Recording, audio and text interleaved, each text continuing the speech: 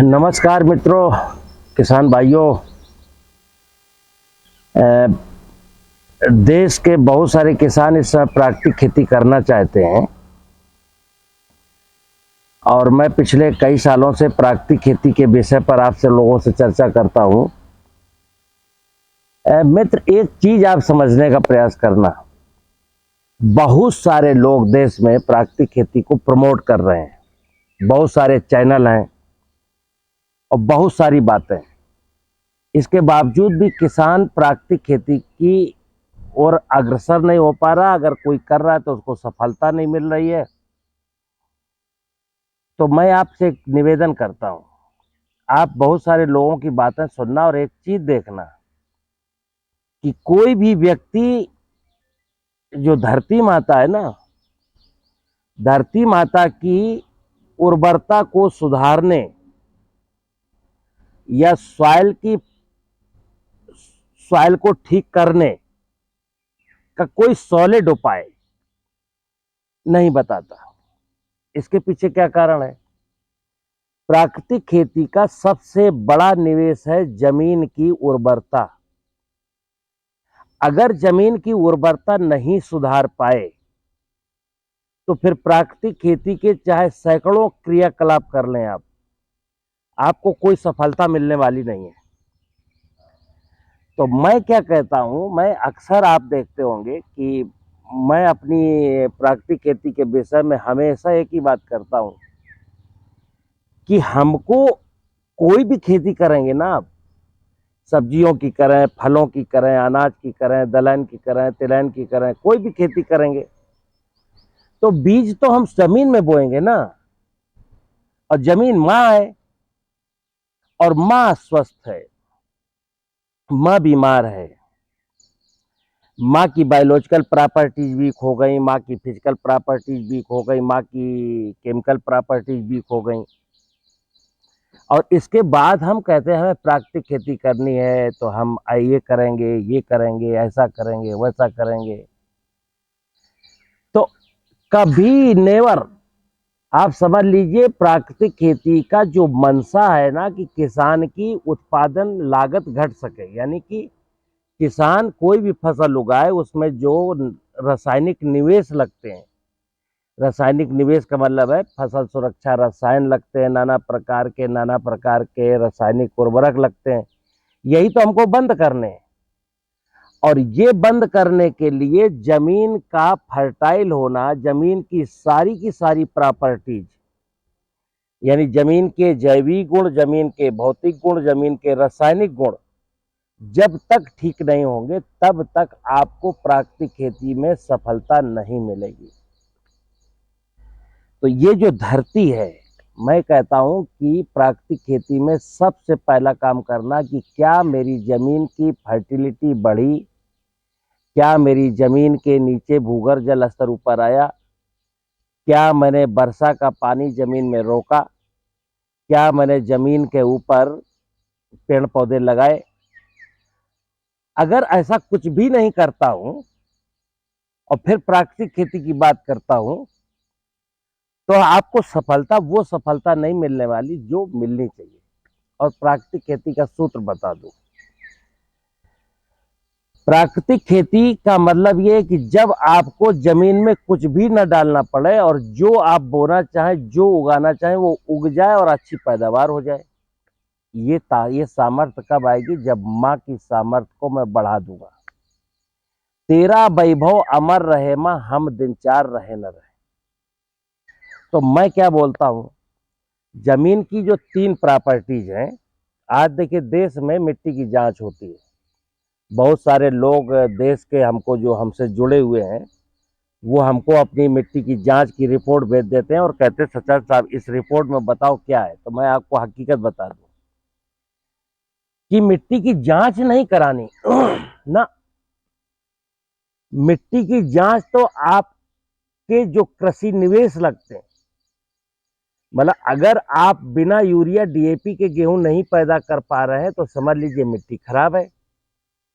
आपकी जमीन में अगर फसल बोते हैं उसमें सॉइल बोर्न डिजीज लगती है तो समझ लीजिए जमीन खराब है। अब ये जब जमीन खराब है तो इसको मैं लैब में क्या टेस्ट कराता हूँ? अच्छा, प्रयोगशाला क्या करती है? प्रयोगशाला में जमीन की केमिकल प्रॉपर्टीज की जांच होती है, यानी कि जमीन में नाइट्रोजन कितना है, फास्फोरस कितना है, पोटाश कितना है, जिंक कितना है, आयरन कितना है, लोहा कितना है, पीएच कितना है, ईसी कितनी है। अब अगर पीएच खराब है, ईसी खराब है, नाइट्रोजन नहीं है, तो उसकी वजह क्या नहीं है जो। तो मैं कहता हूं कि ये केमिकल एनालिसिस हुई जमीन की, मिट्टी की जांच का मतलब हुआ कि जमीन की रासायनिक गुणों का अध्ययन किया और बताया किसान से, भाई तुम्हारे जमीन में फास्फेट की कमी है तो फास्फेट डालो। तो फिर प्राकृतिक खेती कैसे शुरू करोगे? मैं कहता हूं कि ये कोई नौटंकी मत करिए। हमको जमीन को इतना अच्छा बना देना है कि जमीन में मैं बोऊं और बिना फर्टिलाइजर के हमारी फसल अच्छी हो जाए और कोई उसमें भूमि जनित बीमारी भी न लगे। तो मित्र, इसके लिए मैं बोलता हूं, और जो मैं बोलता हूं अगर वो आपके समझ में नहीं आता है तो फिर मैं बता दूं कि फिर तो इंसान को मरना ही मरना है। आज के जो हालात है इतने बदतर हैं कि हमारे जीवन की, मनुष्य के जीवन की, और मनुष्य के जीवन की क्या, समस्त जीव जंतुओं के जीवन की बागडोर जमीन के हवाले है। जीव जगत की जितनी भी माया है उसको कौन पालता है? तो उसको जमीन पालती है। अब आप कहोगे जमीन क्यों कैसे पालती है? तो देखिए, हम सारे लोग क्या खाते हैं? हम अनाज खाते हैं, फल खाते हैं, सब्जी खाते हैं, खरगोश है, हिरन है, कुत्ता है, बिल्ली है, चिड़िया, ये भी क्या खाती है? ये भी अनाज खाती हैं, कीड़े खाती हैं, वनस्पतियां खाती हैं।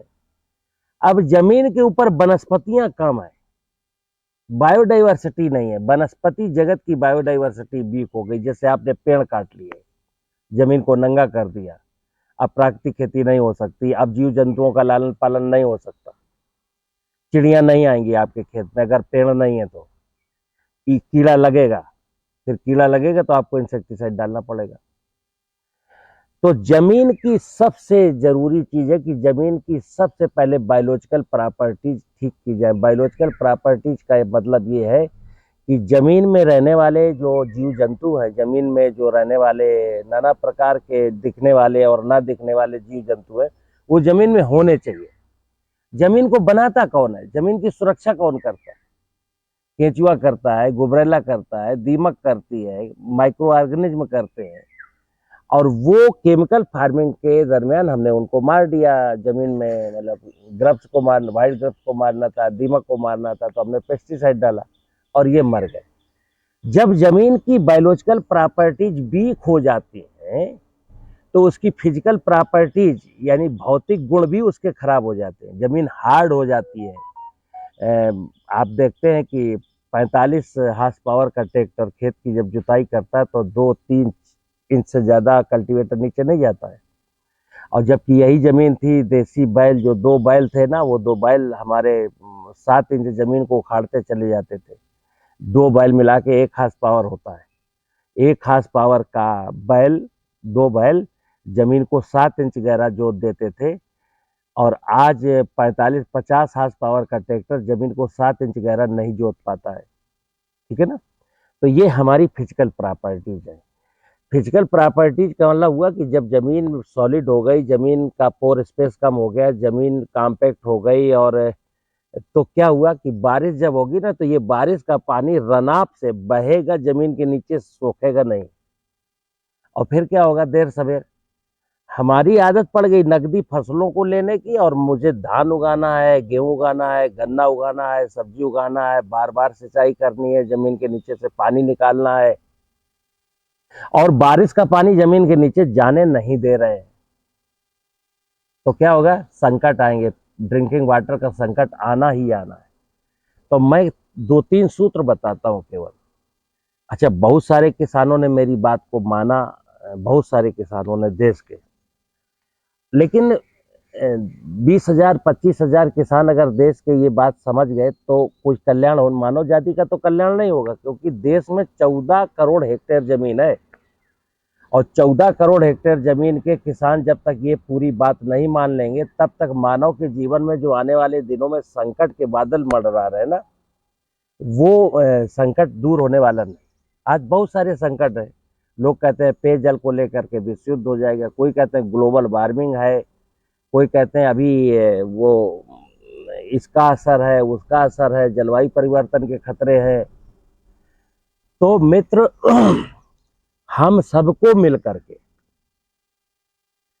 प्राकृतिक खेती में सब कुछ भूल जाइए। प्राकृतिक खेती की एक ही विधा है।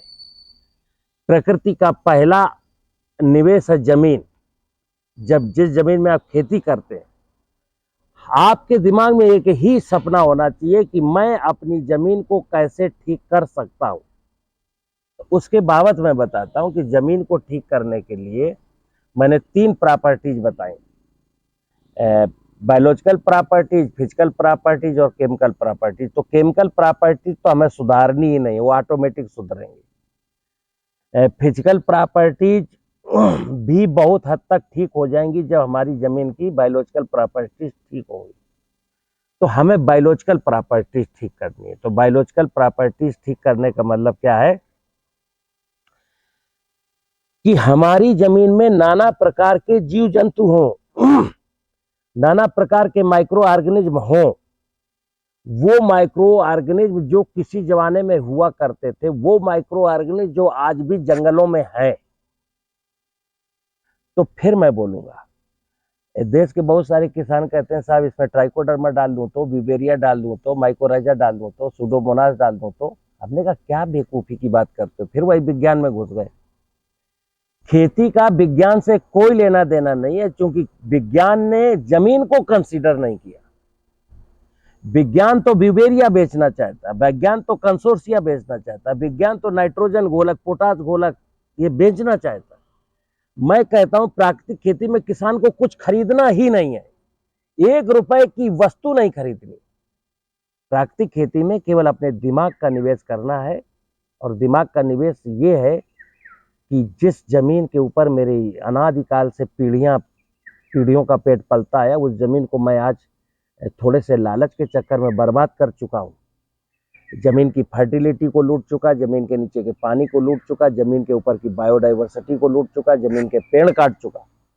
तो जो मैंने क्रियाकलाप किए हैं पीछे, उनको सुधारना है। प्राकृतिक खेती का मतलब है जो मुझसे मिस्टेक हुई है, उन मिस्टेक को फिर से ठीक कर देना। और क्या करना, मैंने चकबंदी में मेड़े कटी, मैंने एक वीडियो बनाई थी, मैंने कहा चकबंदी एक साजिश, और साजिश थी हमारे देश के खिलाफ कि हमारे खेतों, हमारे देश का जो वाटर हार्वेस्टिंग सिस्टम था इतना स्ट्रांग था, मोटी मोटी 2-2 मीटर की, 1-1 मीटर ऊंची मेड़े हुआ करती थी, बारिश का पूरा पानी यहीं रुकता था। तब जमीन में भूगर्भ जल स्तर कहाँ था, 30-40 फुट पर। देश में हर जगह लोग कुएं से पानी पीते थे। कुआं तो आज के 40 साल पहले सूख गए, अब हम लोग हैंडपंप से पानी पीते हैं। देश के बहुत सारे हिस्सों में हैंडपंप भी काम नहीं कर रहे, अब मैंने सबमर्सिबल डाली है। तो वाटर हार्वेस्टिंग का जो सिस्टम था, मेड़ कटने से वो टूट गया। तो मैं क्या कहता हूँ प्राकृतिक खेती में कि मेड़ तो बनानी ही है, बारिश का पानी तो खेत में रोकना ही है, और खेत की मेड़ों पर नाना प्रकार के पेड़ लगाने ही हैं। इसके बाद 2 काम जब हो गए, खेत की मेड़ बन गई, बारिश का पानी रुक गया और खेत की मेड़ पर पेड़ रुक गए, अब हमको देखना कि खेत में की बायोडाइवर्सिटी कैसे मजबूत होगी, यानी कि जमीन में रहने वाले जीव जंतु कहां से आएंगे। तो जीव जंतुओं का 2 चीजें हैं कि जीव जंतुओं को मारने के जो कारण है, मैंने पेस्टिसाइड डाल के मरते हैं, तो पेस्टिसाइड डालना बंद कर देना है।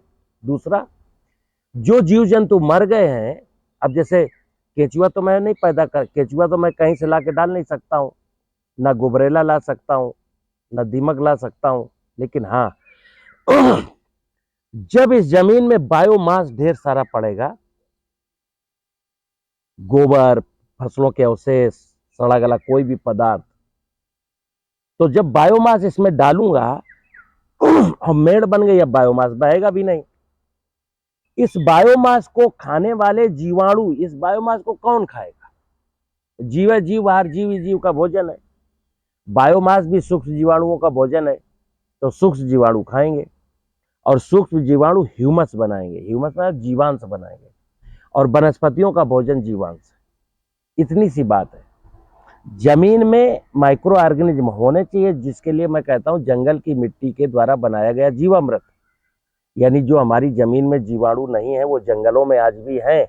क्योंकि आप देखते हो जंगलों में, अच्छा एक बार मैंने और बात कही कि जिस व्यक्ति को मेरी बात पर यकीन ना हो, वो एक बार किसी अच्छे फॉरेस्ट एरिया में चला जाए और 4 घंटा रहे और ये देखे केवल कि इन पौधों को पानी कौन देता है, जंगल में जो वनस्पतियां उनको पानी कौन देता है, जंगल में जो वनस्पतियां हैं उनमें फर्टिलाइजर कौन देता है, जंगल में जो वनस्पतियां उनमें कोई बीमारी क्यों नहीं लगी है, जंगल में जो वनस्पतियां उनमें कोई कीड़ा नुकसान क्यों नहीं पहुंचा रहा है।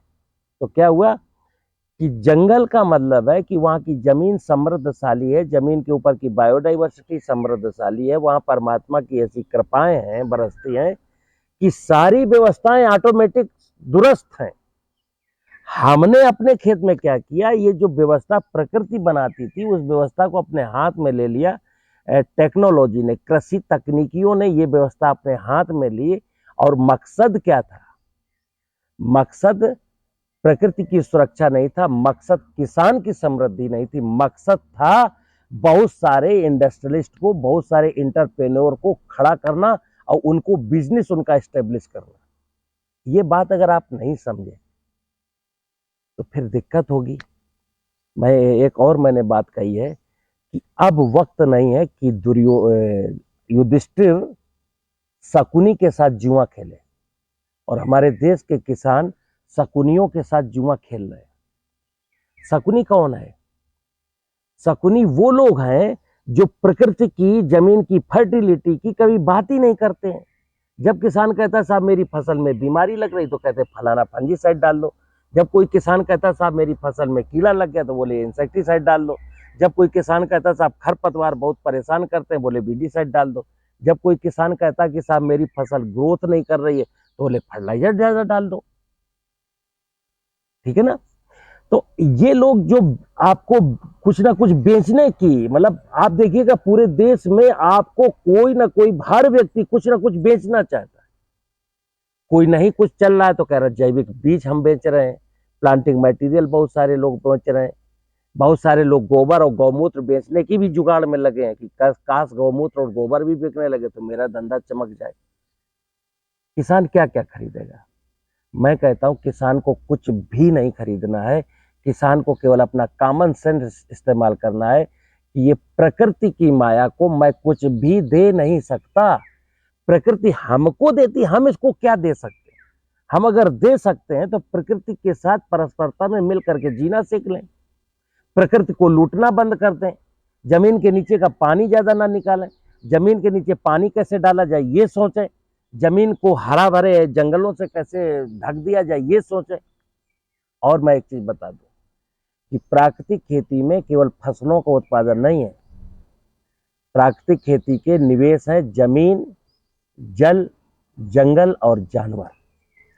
किसी व्यक्ति, किसी किसान के पास जानवर नहीं है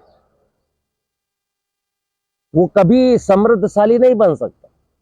किसी किसान के खेत में पेड़ नहीं है, केवल फसल है। देखिए आप, केवल चना बोया था, ना पेड़ थे ना जानवर थे, और चना की हार्वेस्टिंग के समय ओला पड़ गया, अब क्या करेगा किसान? पेड़ होते तो कुछ तो हेल्प करते, पशु होते तो कुछ तो हेल्प करते। तो जमीन की फर्टिलिटी, जमीन के नीचे जल, जमीन के नीचे जल हो या सरफेस वाटर हो, जानवर हो, जमीन का 20-25% हिस्सा पेड़ों से ढका हुआ हो। मैं कहता हूं आप चद्दर ओढ़ के सो जाइए, प्रकृति आपको पाल लेगी। प्रकृति इतनी समृद्धशाली है कि आप केवल उसकी व्यवस्था को समझेंगे तो सारी व्यवस्थाएं ठीक हो जाएंगी। अगर प्रकृति की व्यवस्था को मैं इग्नोर करके फिर प्राकृतिक खेती की कोई बात करता हूं तो गुड्डे गुड़िया का खेल कहलाएगा। ठीक है ना? मुझे उम्मीद है आपको मेरी बात पसंद आई होगी। नमस्कार।